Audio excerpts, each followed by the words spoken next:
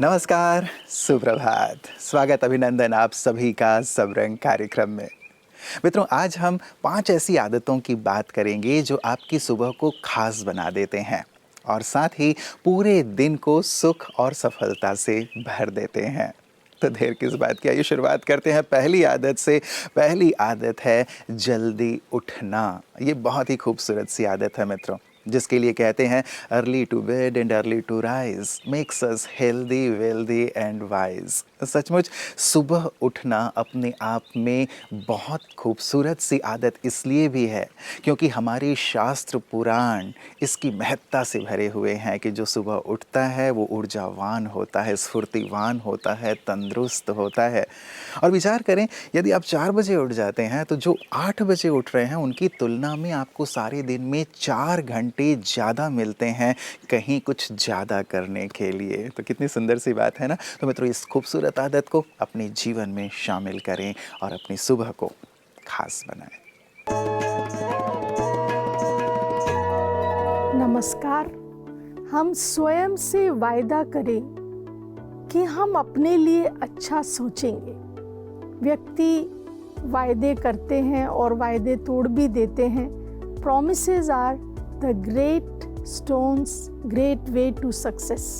तो अपने आप से पहले हम शुरुआत करें, फिर दूसरों के प्रति हमारा जो वायदा, उनके प्रति भावना, श्रेष्ठ चिंतन, शुभ चिंतन, आदर सम्मान और उसके साथ साथ ईश्वर के वायदे को भी, उनके प्रॉमिसेस को भी हम पूरा कर सकते हैं। तो आइए आज से हम अपने लिए शुभ वायदा करेंगे।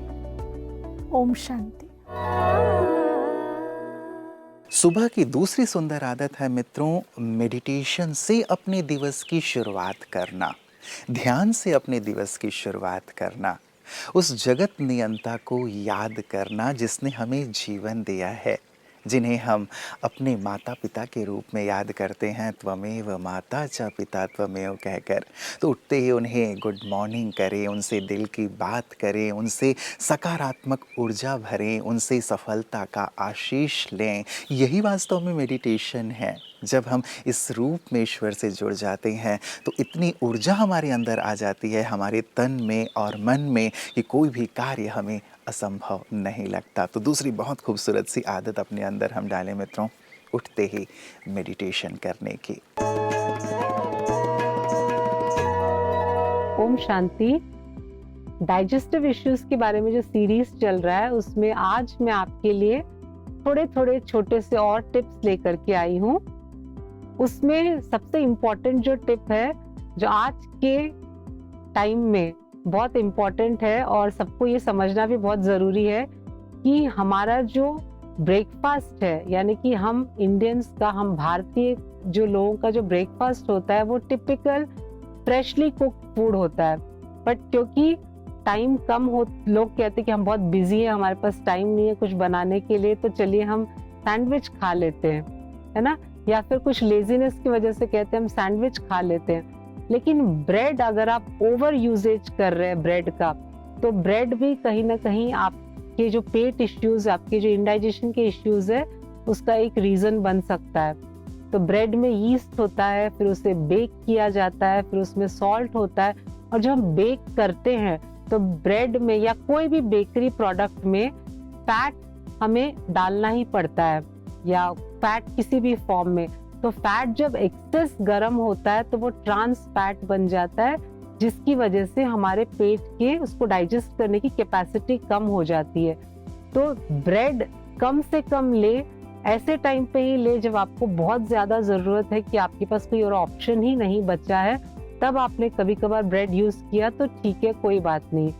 दूसरा टिप ये है कि खाना खाने के तुरंत बाद न सोएं, क्योंकि जितना आप इमीडिएटली सोएंगे हमारा डाइजेशन उतना वीक होगा, पेट उस फूड को प्रॉपरली डाइजेस्ट नहीं कर पाएगा, जिसकी वजह से पेट के समस्याएं आपको होंगी।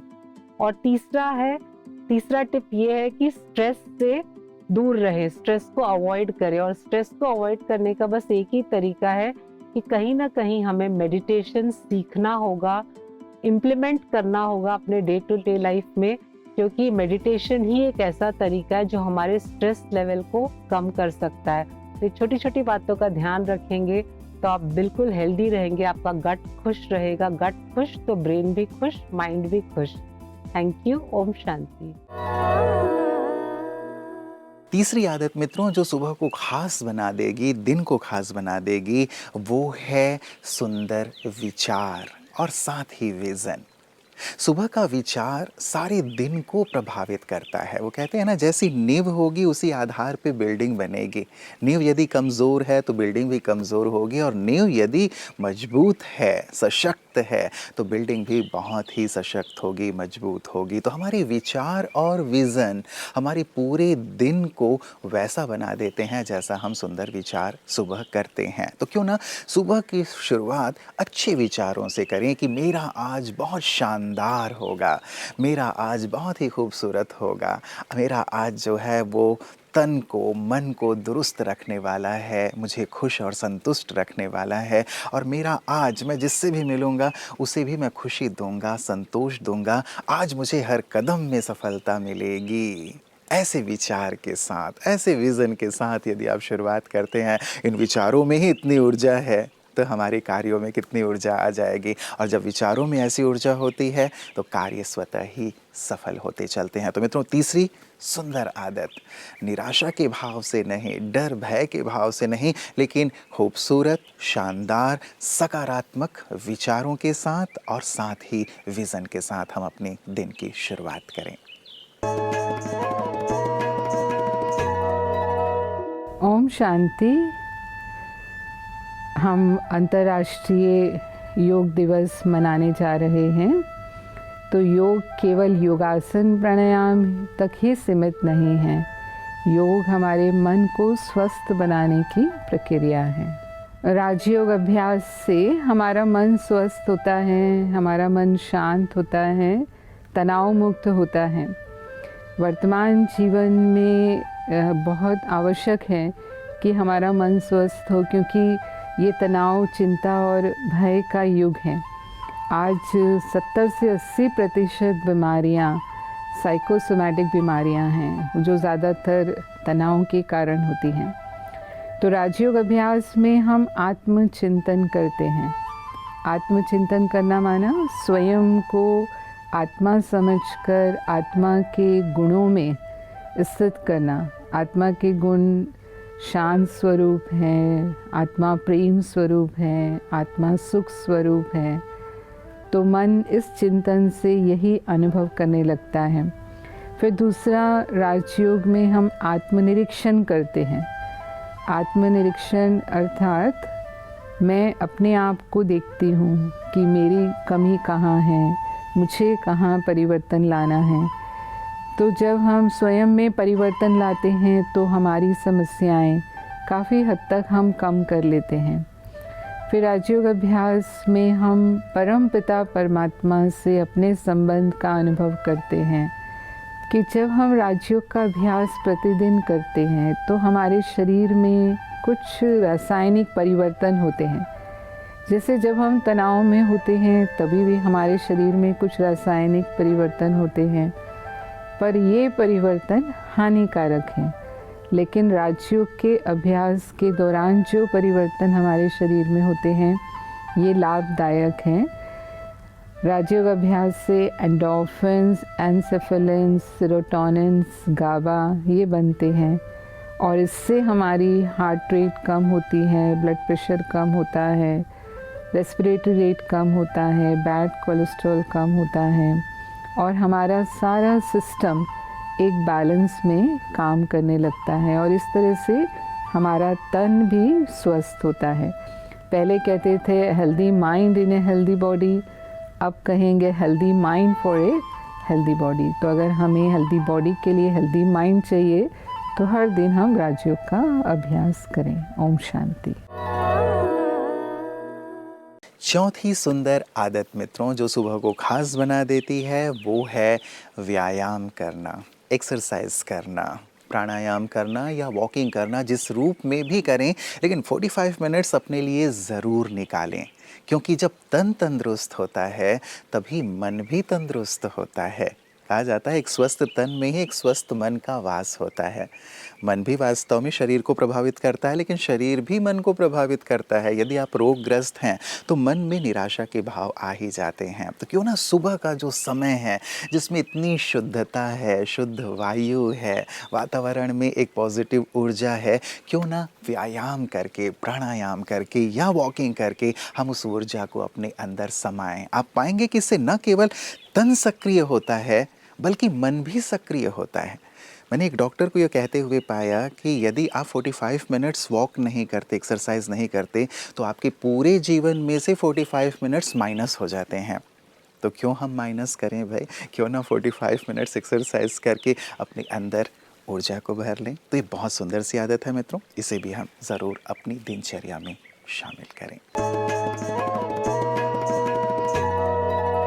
जीवन संतुलित रखने के लिए हमें अपने जीवन की ओर एक बार ध्यान देना जरूरी है। श्रीमद् भगवद गीता जीवन की संतुलन के बारे में हमें बहुत अच्छा मार्गदर्शन करती है।